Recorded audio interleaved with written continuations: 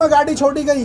वो दो समुदाय को लड़ाने के लिए वो चाहते थे कि एडवोकेट चंद्रशेखर आजाद जी जो हमारी पार्टी के राष्ट्रीय अध्यक्ष हैं उनकी हत्या करके उस गांव में छोड़ दी जाए ताकि ये दो समाजों के बीच पूरे प्रदेश में दंगा हो जाए। तीसरा, जब उनकी गाड़ी, उनको कौन लोग हरियाणा लेके गए, उनके फ़ोन नंबर कहाँ हैं, किससे इन्होंने बात की या किसने इनसे बात की, उसकी डिटेल पुलिस ने कोई नहीं बताई है। तीसरा, जब डीआईजी साहब से उनकी जाति के बारे में बात की गई तो उन्होंने कहा कि अभी जांच चल रही है।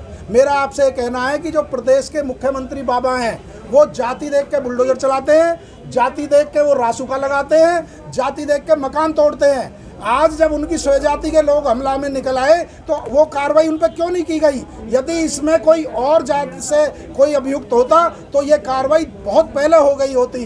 तो ये हम इसकी निंदा करते हैं क्योंकि मुख्यमंत्री सबके होते हैं, उनको एक समान जो कहते हैं सबका साथ सबका विकास, यहाँ सबका साथ सबका विकास नहीं है। ये इस नारे के विपरीत सबका साथ और कुछ का साथ और सबका विनाश इनका नारा लगता है।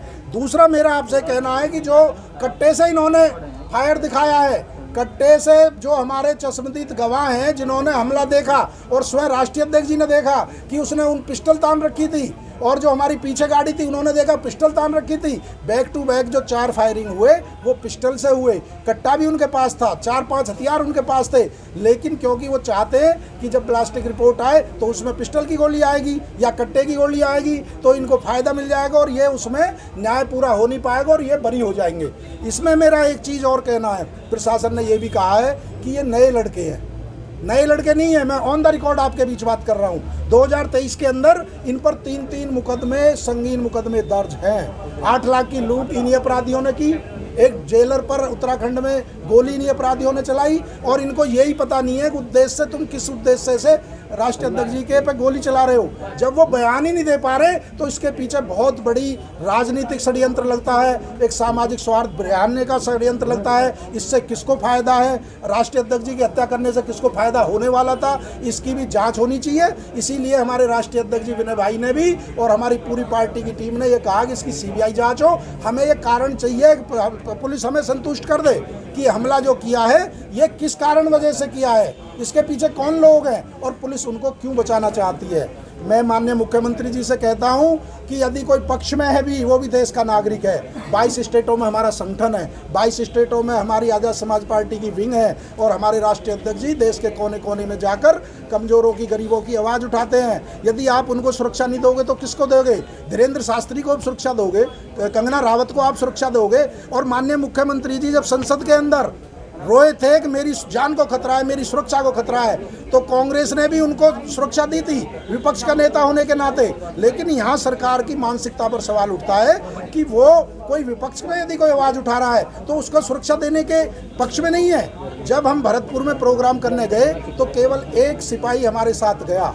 क्या 1 सिपाही से सुरक्षा हो सकती है जब हमलावर 5-5, 6-6 गोली चलाने आते हैं? तो मेरी, क्योंकि पार्टी की तरफ से भी 3 हमले पहले भी हो चुके हैं राष्ट्रीय अध्यक्ष जी पर। बुलंदशहर उपचुनाव में हमला हुआ, हमारी पार्टी ने ज्ञापन, हमारी भीम आर्मी के राष्ट्रीय अध्यक्ष आदरणीय विनय रतन साहब, हमारी पार्टी के राष्ट्रीय महासचिव रविंद्र भाटी एडवोकेट जी, हमारी पार्टी के राष्ट्रीय कोर कमेटी के सम्मानित सदस्य और राजस्थान प्रदेश के प्रभारी चौधरी सतपाल सिंह जी, हमारी पार्टी के हरियाणा प्रदेश के प्रभारी और दिल्ली प्रदेश के भीम आर्मी के अध्यक्ष हिमांशु वाल्मीकि जी, हमारे राष्ट्रीय कोर कमेटी के सम्मानित सदस्य गुलजार सिद्दीकी जी, हमारे दिल्ली प्रदेश के पार्टी के अध्यक्ष महेश जी। साथियों, आपकी जानकारी में है कि अभी माननीय अध्यक्ष जी ने और हमारे राष्ट्रीय महासचिव जी ने जो 28 तारीख को भीम आर्मी के चीफ और आज़ाद समाज पार्टी के राष्ट्रीय अध्यक्ष और इस देश के अंदर विगत 8-10 वर्षों से बहुजन समाज के दलित लोग, आदिवासी लोग, अन्य पिछड़ा वर्ग के लोग, धार्मिक अल्पसंख्यक समाज में सिख, मुस्लिम, ईसाई, बुद्धिस्ट लोग बड़े पैमाने पर जो सरकारों के द्वारा तमाम गुंडे बदमाश पाल रखे हैं, जो गांव देहात में सामंतवादी मानसिकता के लोग हैं, वह बड़े पैमाने पर अन्याय अत्याचार की घटनाएं कर रहे हैं। चाहे वह घटना संत रविदास के मंदिर की तोड़ने की हो, चाहे वह घटना मनीषा प्रकरण हाथरस कांड की हो, चाहे वह घटना जितेंद्र मेघवाल के मूछ रखने पर हो, चाहे वह घटना इंदु मेघवाल के बच्चे के द्वारा मटके पर हाथ लगाने की हो, भिन्न भिन्न प्रकार की जो घटनाएं, ऐसी घटनाएं जिनका क्राइम से कोई लेना देना नहीं है, लेकिन फिर भी हमारे ऐसे भोले वाले सीधे शरीफ लोगों को जो भारत की मिट्टी में पैदा हुए और भारत के नागरिक हैं, जिनको भारत में भारत के संविधान ने न्याय पाने का अधिकार दिया है, स्वतंत्रता के साथ, सम्मान के साथ, स्वाभिमान के साथ जीने का हक दिया है, जिनको हर प्रकार से पूर्ण रूप से स्वतंत्रता मिली है कि चाहे कोई मूछ रखे, चाहे अपनी बात को खुले मन से कहे। साथ ही साथ मैं ये भी बता देना चाहता हूँ कि हमारे देश में लोकतांत्रिक व्यवस्था है। यहाँ पर अब राजा रानी के पेट से पैदा नहीं होता है, जनता के द्वारा दिए हुए वोट के माध्यम से पैदा होता है। इस व्यवस्था के तहत तमाम लोग अपनी अपनी पार्टियां बनाकर अपने विचारों से जनता को जोड़कर इस देश के शासक बनते हैं। इसी प्रक्रिया में यदि इस देश का बहुजन समाज का एक उभरता हुआ नायक, उभरता हुआ नेता, जिसको अमेरिका जैसे देश ने ये साबित किया कि देश के अंदर, भारत के अंदर यदि कोई उभरता हुआ नेता है जो दबे कुचले शोषित पीड़ित लोगों की, जिनकी आबादी इस देश के अंदर लगभग 85% है, ऐसे लोगों का कोई नेतृत्व कर रहा है तो वह अकेला नेता भाई चंद्रशेखर आजाद है। जब ऐसे नेता को जनता पसंद कर रही है, 12 फरवरी को जब हमारे राष्ट्रीय अध्यक्ष भोपाल जाते हैं तो मीडिया ने साबित किया लगभग 4 से 5 लाख लोग उन्हें देखने और सुनने के लिए आते हैं। ऐसे व्यक्ति को इस देश की मनुवादी मानसिकता के लोग रास्ते से हटाना चाहते हैं। ऐसे व्यक्ति के ऊपर समय समय पर झूठे मुकदमे लगाकर उन्हें जेल की सलाखों में डालते हैं, कभी रास्ता लगाते हैं। चाहे वो एनआरसी के धरने में गए तब भी उनके ऊपर रास्ता लगाकर 8 दिन के लिए जेल भेजा। जब बारात प्रकरण सहारनपुर का हुआ तब भी 16 महीने के लिए उनको रास्ता में लगा के जेल भेजा। जब वे इंदु मेघवाल की लड़ाई लड़ने के लिए जयपुर गए तब भी 4 दिन के लिए जेल भेजा। समय समय पर हमारे राष्ट्रीय अध्यक्ष जी को जनता की आवाज़ और जनता की लड़ाई लड़ने के कारण ही जेल में डाला जा रहा है। इसके पीछे जो मुख्य कारण है वो यह है कि भाई चंद्रशेखर मनुवादी व्यवस्था के व्यक्ति नहीं है, बल्कि मनुवादी व्यवस्था के खिलाफ इस देश के अंदर प्रत्येक नागरिक को सम्मान मिले, सुरक्षा मिले, न्याय मिले, शिक्षा मिले, रोजगार मिले, इस व्यवस्था को लागू करना चाहते हैं। यहाँ पर हजारों साल से दबा कुचला शोषित पीड़ित समाज, ऐसे लोगों के वोट लेकर दूसरी पार्टियों ने सरकारें बनाकर इस समाज के साथ धोखा किया है। इस धोखे से जागृत करने के लिए जब चंद्रशेखर भाई ने भीम आर्मी की टीम के साथ, आजाद समाज पार्टी की टीम के साथ 8-10 साल से संघर्ष करके एक मुकाम हासिल किया है और ये संदेश दिया है कि आने वाला समय इस देश के अंदर बहुजन समाज के लोगों का है, भाई चंद्रशेखर आजाद का है, भीम आर्मी का है, आजाद समाज पार्टी का है। तो साथियों, चाहे किसानों के धरने की बात हो, चाहे खिलाड़ियों के धरने की बात हो, चाहे नोएडा में जो विकास प्राधिकरण ने किसानों का पैसा नहीं दिया है वहाँ के धरने की बात हो, चाहे मनीषा प्रकरण के धरने की बात हो, चाहे इंदु मेघवाल के धरने की बात हो, चाहे संत रविदास जी के मंदिर की धरने की बात हो, भाई चंद्रशेखर सभी के जाते हैं और जनता की लड़ाई लड़ते हैं, जनता के हक अधिकार की बात करते हैं। तो मनुवादी लोग जो सरकार में बैठे हैं उनको अच्छा नहीं लगता है। यही वजह है कि हमारे भाई के ऊपर समय समय पर 3 हमले हुए और ये विगत 28 तारीख को जो हमला हुआ वो तो बिल्कुल जानलेवा हमला था। आप लोगों की शुभकामनाओं से, इस देश के बहुजन समाज के लोगों की शुभकामनाओं से और भगवान गौतम बुद्ध की अनुकंपा से हमारे नेता बाल बाल बच गए। अगर वह गोली साइड से ना निकलकर सीधी चली जाती तो आज हो सकता है कि भाई चंद्रशेखर हमारे बीच में नहीं होते। इस देश के अंदर लोकतांत्रिक व्यवस्था के तहत शांति स्थापित करने की जिम्मेदारी भारत के संविधान ने सरकारों को दी है। सरकार की जिम्मेदारी है, यदि कोई सिर उठाकर बात करता है, कोई कानून को अपने हाथ में लेता है तो उसको उसी समय गिरफ्तार करके जेल भेजा जाए। आज हमारे नेता के ऊपर इतना बड़ा हमला हुआ और पुलिस ने लीपापोती करके 4 व्यक्तियों को जेल भेज दिया, लेकिन ये बताया नहीं कि ये व्यक्ति किसने भेजे, इन्होंने हत्या करने का प्रयास क्यों किया, क्या उनकी कोई उनसे व्यक्तिगत रंजिश है। साथियों, ऐसी स्थिति में हमारी ये मांग है कि इस प्रकरण की सीबीआई से निष्पक्ष जांच कराई जाए और जो अपराधी हैं उनका नार्को टेस्ट कराया जाए, जिससे ये सच सामने आना चाहिए। उनको किसने भेजा, इसके पीछे साजिशकर्ता कौन सी कौन बड़ी ताकत है। जब इस देश के अंदर बाबा रामदेव जी जो योगा कराते हैं उनको Z+ श्रेणी की सुरक्षा मिल सकती है, कंगना रनौत जो एक हीरोइन है उनको सुरक्षा मिल सकती है, और समाजवादी पार्टी के अंदर शिवपाल यादव जी को परिवार से अलग करके विघटन करने के लिए Z+ श्रेणी की सुरक्षा मिल सकती है, और जब वह परिवार एक उड़ाता है तो सुरक्षा वापस ले ली जाती है। तो इस प्रकार की जो सुरक्षा दूसरे लोगों को मिल रही है, इतना ही नहीं, भारतीय जनता पार्टी का महानगर अध्यक्ष, भारतीय जनता पार्टी का जिला अध्यक्ष, जिसके पीछे 100 लोग भी नहीं है, जिसकी बात 100 लोग सुनने नहीं आते हैं, उनको सरकारी गनर दिए जाते हैं। ये सरकार के गनर, ये सरकार के सुरक्षाकर्मी जनता की गाड़ी कमाई से साथियों यहाँ बनाए गए हैं, जो सिस्टम है उसके तहत बनते हैं। ये कोई पार्टी के लोग नहीं हैं। मेरी आपके माध्यम से अपील है कि सरकार जल्द से जल्द, केंद्र सरकार से मेरी अपील है, स्टेट की सरकार से अपील है कि हमारे नेता की सुरक्षा की जाए, जल्द से जल्द सुरक्षा की जाए। नहीं तो ये बहुजन समाज के लोगों में इतना आक्रोश फैल रहा है कि ये समाज, हम तो कुदरत का धन्यवाद करते हैं कि भाई आज हमारे बीच में है। यदि वे चले भी जाते तो मनुवादी ये ना सोचें कि हमारा ये मूवमेंट रुक जाएगा।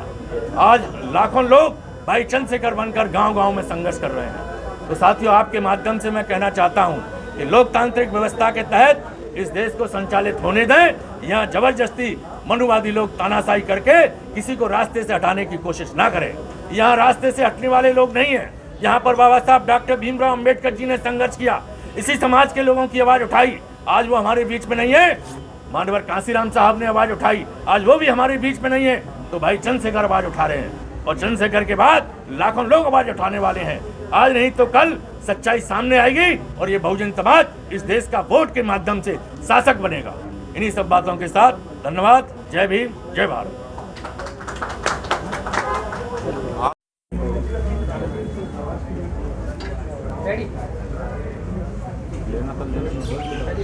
क्या ये लड़ाई जाट और गुर्जर साथ मीडिया वालों इस तरीके से आरोप लगा कि जो है जाट गुर्जर के खिलाफ है?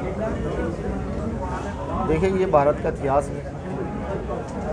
जब भी आप सही के साथ खड़े होते हैं तो आपको गोली मिलती है, जेल मिलती है। बात लड़ाई जाट गुर्जर की नहीं है, बात है सच्चाई की।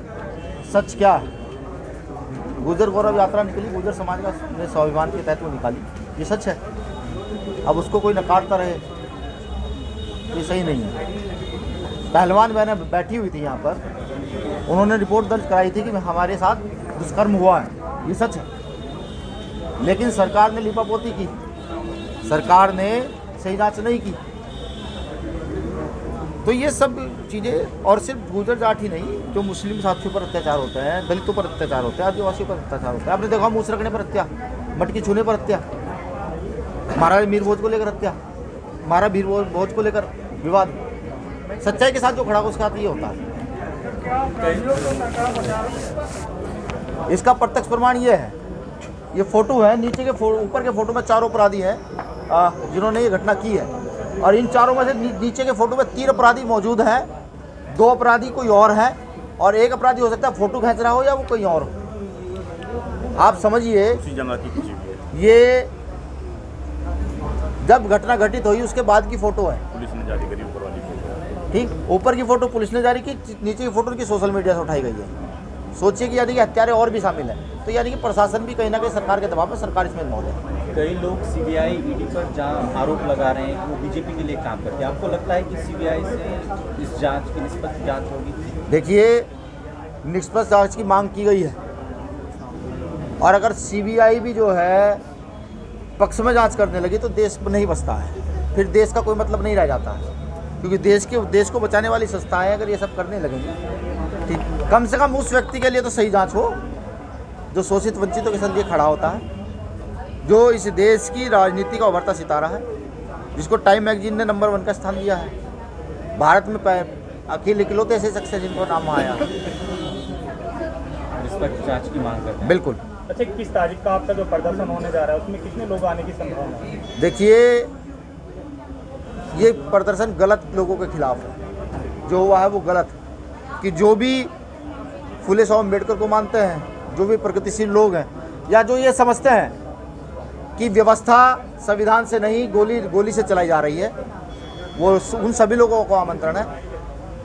न्याय के लिए जो लोग आवाज़ बुलंद कर सकते हैं उन सबको आमंत्रण है। अब इसमें कितने लोग आएंगे ये मैं एग्जैक्ट आपको आंकड़ा नहीं बता सकता। जी, जो हमला हुआ है पूरा चंद्रशेखर जी पे, समाज के होने के नाते ही कोई अगर ट्वीट आ जाता चंद्रशेखर जी के लिए, ऐसा कुछ हुआ नहीं? देखिए, चंद्रशेखर जी पर हमला प्री प्लान है, ये तो तय है। पुलिस की लिपापोती, मौजूदा सरकार का ना बोलना, लेकिन समाज के तमाम नेता हैं, उनकी भी खामोशी रही है। अखिलेश यादव, जयंत चौधरी, तमाम लोगों ने ट्वीट किया, लेकिन देखिए, और भी बड़े नेता हैं जो देखिए मेरा मानना ये है कि फिलहाल यहाँ पर भारतीय जनता पार्टी की सरकार है। अगर सुरक्षा की जिम्मेदारी बनती है तो भारतीय जनता पार्टी की सरकार की जिम्मेदारी बनती है। सरकार नहीं चला पा रहे, हमें पता है, हमारी पार्टी के सीनियर लीडर को दे सकता हाथ में, हम दिखाएंगे सरकार चलाकर कैसे चलती है। तो उनका फेलियर है, फेलियर ही नहीं, वो कहीं ना कहीं इसमें शामिल भी है।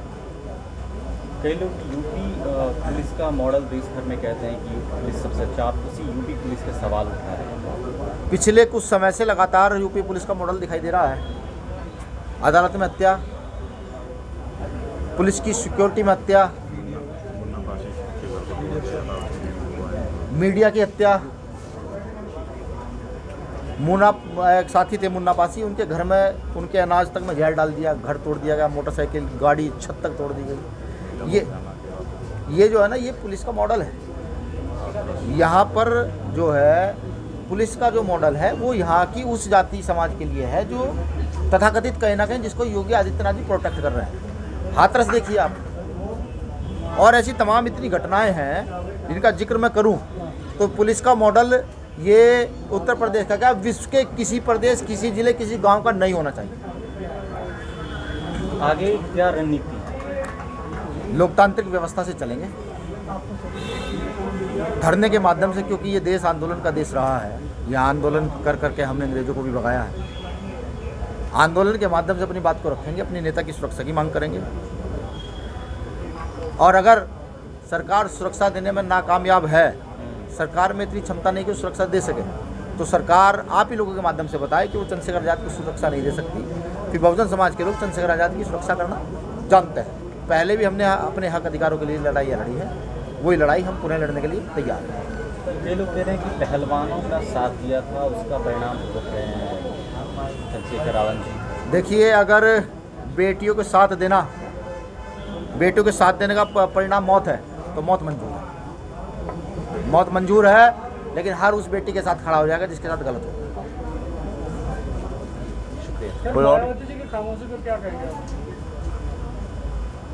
बहन जी के अपने राजनीतिक कारण होंगे, वो क्यों खामोश है।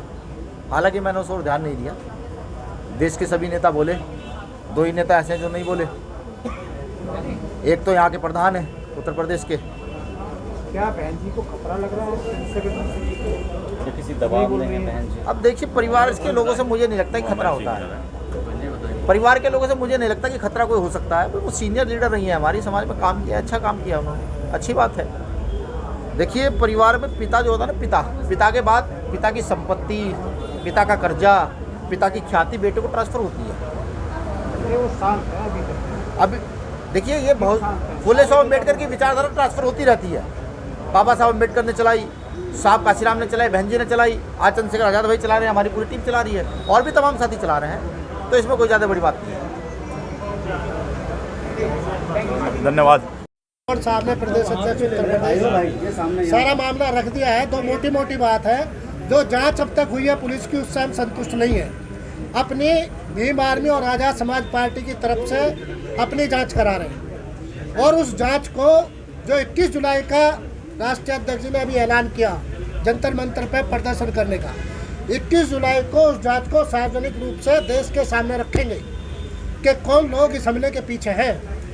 जंतर मंतर से लेके, जंतर मंतर पे जो पहलवानों को समर्थन था उससे लेके, और जो गुर्जर समाज के, खासकर गुर्जर समाज के किसान आंदोलन का नोएडा में रहा, और जिस तरह से खासकर जाट और गुर्जर समाज के लोग आज़ाद समाज पार्टी के पीछे लामबंद होकर चल रहे हैं, ये उसके पीछे उसको तोड़ने की साजिश है। इस साजिश को 21 जुलाई को हम लोग सार्वजनिक तौर पर देश के सामने रखेंगे, जो जांच भीम आर्मी और आज़ाद समाज पार्टी अपनी तरफ से कर रही है। जैसे वो राजनीतिक दल अपनी जांच करते हैं, अपने सर्वे करा रहे हैं, तो पुलिस के इतर हमारी जांच और सर्वे है, जिसमें हम लोग उजागर करेंगे किस किस का कौन माफिया है, किसने सुपारी दी है, और सरकारी संरक्षण के पीछे कौन कौन लोग हैं जो भीम आर्मी को ख़त्म करना चाहते हैं, आज़ाद समाज पार्टी को ख़त्म करना चाहते हैं, और भाई चंद्रशेखर आज़ाद को ख़त्म करना चाहते हैं। यही मुझे कहना। बहुत बहुत धन्यवाद। राष्ट्रीय अध्यक्ष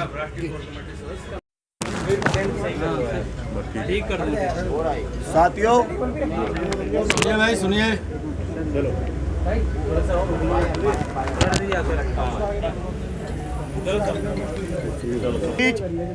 भीम आर्मी के राष्ट्रीय अध्यक्ष माननीय विनय रतन साहब बैठे हैं।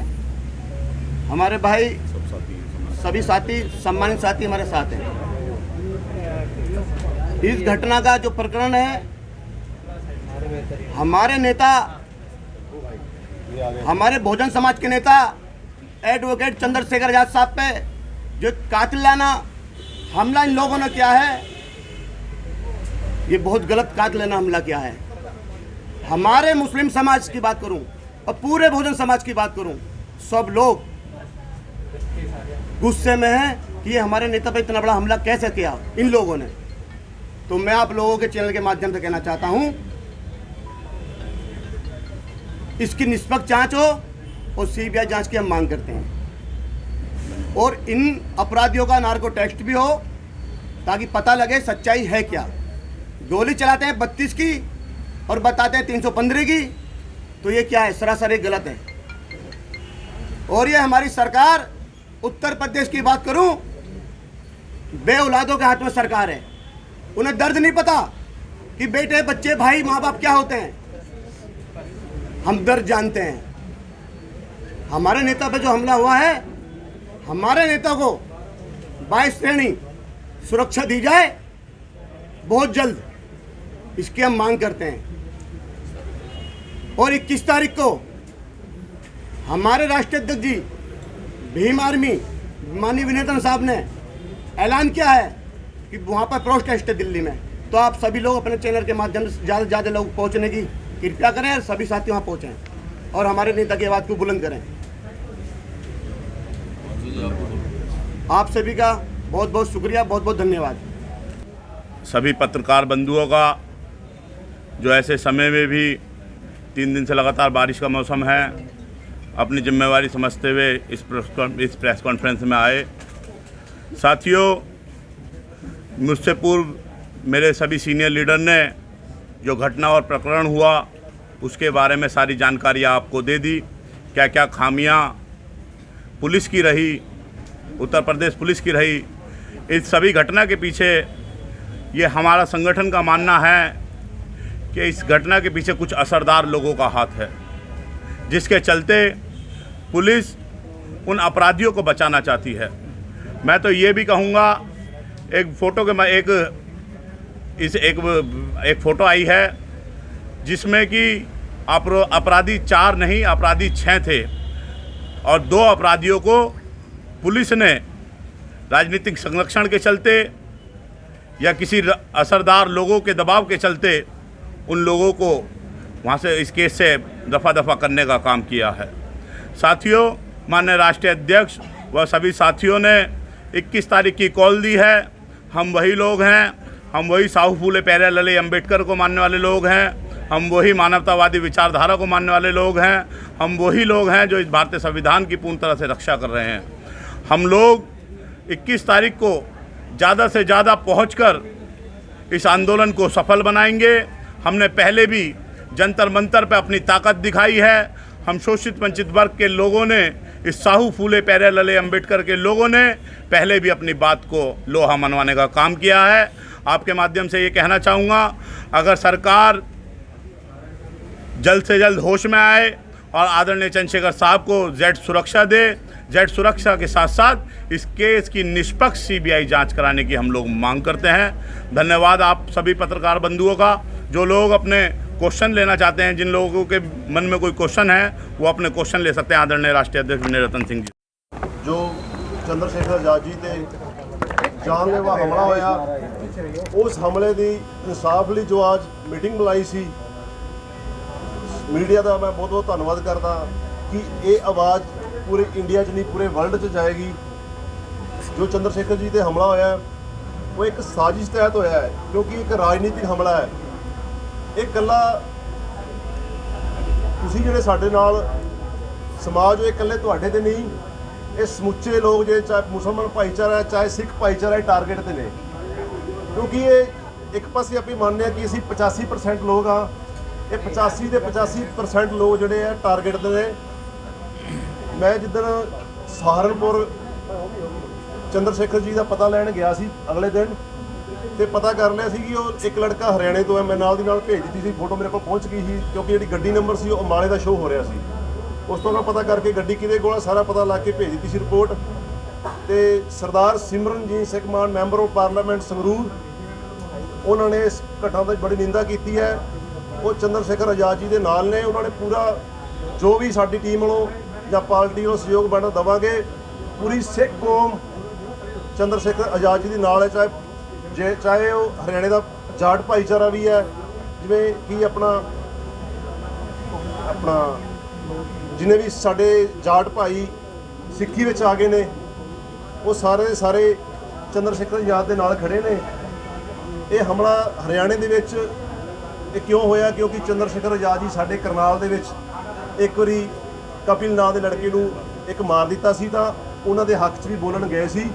ਇਹ ਉਦੋਂ ਦੇ ਲੋਕ ਉਹਨਾਂ ਦੇ ਪਿੱਛੇ ਪਏ ਹੋਏ ਨੇ, ਕਿਉਂਕਿ ਚੰਦਰ ਸ਼ੇਖਰ ਆਜ਼ਾਦ ਜੀ ਇਹ ਇਕੱਲੇ ਜਿਹੜੀ ਭੀਮ ਆਰਮੀ ਦੀ ਗੱਲ ਨਹੀਂ ਕਰ ਰਹੇ, ਇਹ ਸਮੁੱਚੀ ਮਨੁੱਖਤਾ ਦੀ ਗੱਲ ਕਰ ਰਹੇ ਨੇ, ਹਿਊਮਨਸ ਰਾਈਟ ਦੀ ਗੱਲ ਕਰ ਰਹੇ, ਚਾਹੇ ਉਹ 'ਚ ਸਿੱਖ ਭਾਈਚਾਰਾ ਆ ਰਿਹਾ, ਚਾਹੇ ਮੁਸਲਮਾਨ ਭਾਈਚਾਰਾ ਆ ਰਿਹਾ।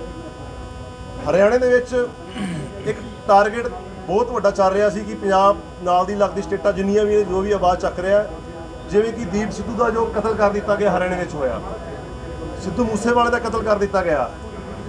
ਇਹ ਭਾਰਤ ਦੀ ਏਜੰਸੀਆਂ ਇਕੱਲੇ ਭਾਰਤ ਦੇ ਵਿੱਚ ਕੰਮ ਨਹੀਂ ਕਰ ਰਹੀਆਂ, ਇਹ ਬਾਹਰ ਦੀ ਸਟੇਟਾਂ ਦੇ ਵਿੱਚ ਵੀ ਕੰਮ ਕਰ ਰਹੀਆਂ ਨੇ। ਮੈਂ ਗੱਲ ਕਹਿਣਾ ਚਾਹੁੰਦਾ, ਜਿਹੜੇ ਭੀਮ ਆਰਮੀ ਦੇ ਜਿਹੜੇ ਸਮਰਥਕ ਬਾਹਰ ਫੋਰਨ ਕੰਟਰੀ ਵਿੱਚ ਵੀ ਨੇ, ਉਹ ਵੀ ਚੌਕਸ ਹੋ ਜਾਣ, ਕਿਤੇ ਸੋਚਣ ਕਿ ਅਸੀਂ ਉੱਥੇ ਸੇਫ ਹਾਂ। ਹੁਣ ਕੁਝ ਦਿਨ ਪਹਿਲਾਂ ਅਵਤਾਰ ਸਿੰਘ ਖੰਡੇ ਦਾ ਯੂਕੇ ਦੇ ਵਿੱਚ ਕਤਲ ਹੋ ਗਿਆ ਹੈ, ਹਰਦੀਪ ਸਿੰਘ ਨਿੰਜਰ ਦਾ ਕੈਨੇਡਾ ਦੇ ਵਿੱਚ ਕਤਲ ਹੋ ਗਿਆ ਹੈ, ਪਰਮਜੀਤ ਸਿੰਘ ਪੰਜਵੜ ਦਾ ਕਤਲ ਹੋ ਗਿਆ ਹੈ। ਇਸ ਕਰਕੇ ਸਾਰਿਆਂ ਨੂੰ ਚੌਕਸ ਰਹਿਣਾ ਪਏਗਾ, ਇਕੱਲਾ ਇੰਡੀਆ ਦੇ ਵਿੱਚ ਨਹੀਂ। ਜਿਹੜੇ ਤੁਹਾਡੇ ਨਾਲ ਸਮਰਥਕ ਨੇ, ਜਿਹੜੇ ਆਪਣਾ ਚੰਦਰ ਸ਼ੇਖਰ ਆਜ਼ਾਦ ਜੀ ਨੂੰ ਸਪੋਰਟ ਕਰ ਰਹੇ ਨੇ, ਉਹਨਾਂ ਨੂੰ ਚੌਕਸ ਰਹਿਣਾ ਚਾਹੀਦਾ। ਇਹ ਲੜਾਈ ਹੁਣ ਤੁਹਾਡੇ ਇਕੱਲਿਆਂ ਦੀ ਨਹੀਂ, ਇਹ ਸਮੁੱਚੇ ਮਨੁੱਖਤਾ ਦੀ ਲੜਾਈ ਹੈ। ਪੂਰੀ ਸਿੱਖ ਕੌਮ ਤੁਹਾਡੇ ਨਾਲ ਹੈ, ਤੇ ਇਸ ਕਰਕੇ ਚਾਹੇ ਹਰਿਆਣਾ, ਪੰਜਾਬ, ਯੂਪੀ ਸਟੇਟ, ਜਿੰਨੇ ਵੀ ਸਾਡੇ ਸਿੱਖ ਭਾਈਚਾਰਾ ਹੈ, ਅਸੀਂ ਤੁਹਾਡੇ ਨਾਲ ਹਾਂ। ਤੇ ਜਿੱਥੇ ਵੀ ਸਾਨੂੰ ਆਵਾਜ਼ ਮਾਰੋਗੇ ਤੁਹਾਡੇ ਨਾਲ ਖੜੇ ਹਾਂ। ਸਾਡੀ ਆ ਹਾਜ਼ਰੀ ਪ੍ਰਵਾਨ ਕਰਨਾ जी। वाहिगुरु जी का खालसा, वाहिगुरु जी की। 2 साल पहले शस्त्र लाइसेंस की डिमांड की गई थी प्रशासन के लोगों से, लेकिन प्रशासन ने 3 हमले होने के बावजूद भी, जो भाई चंद्रशेखर आज़ाद जी के साथ कुछ साथी रहते हैं जिनका कानूनी तौर पर कोई क्राइम रिकॉर्ड नहीं है, मतलब किसी प्रकार का कोई मुकदमा नहीं है, जो सिंपल साधारण परिवारों के लोग हैं, उनके भी शस्त्रों के लाइसेंस प्रशासन ने नहीं किए। एक बड़ा सवाल उठता है कि सरकार के सुरक्षित लोग जो अपराधी भी हैं, उनको आप हथियार लाइसेंस दे देते हैं, लेकिन जिनकी जान का खतरा है, जो सिर्फ लोकतंत्र की भाषा में आपको जवाब देते हैं, उनको आप हथियार मुहैया नहीं कराते हैं, लाइसेंस के हथियार। ये बड़ी शर्मनाक बात है, जबकि सरकार की जिम्मेदारी होती है प्रत्येक नागरिक की सुरक्षा करना। सरकार सिर्फ उनकी सुरक्षा कर रही है जो उनकी बात करते हैं, उनके सही को सही, गलत को गलत बताते हैं। वो गाना सुना ना, मैं दिन को कहूँ रात तो मैं रात, तुम दिन को कहो रात तो मैं रात कहूँगा। तो यही हालत है, जो उनके कहने से दिन को रात कह देते हैं। सरकार उनकी सुरक्षा करने के लिए तैयार है, लेकिन जो उनको लोकतंत्र का सही मतलब बताते हैं, जो उनको ये बताते हैं कि आप गलत कर रहे हैं, जो ये बताते हैं कि कोई भी घटना लोकतंत्र के हिसाब से, संविधान के हिसाब से, या फिर यहाँ के आईपीसी के हिसाब से चलनी चाहिए, उसको आप अपने हिसाब से चलाते हैं, ये गलत है।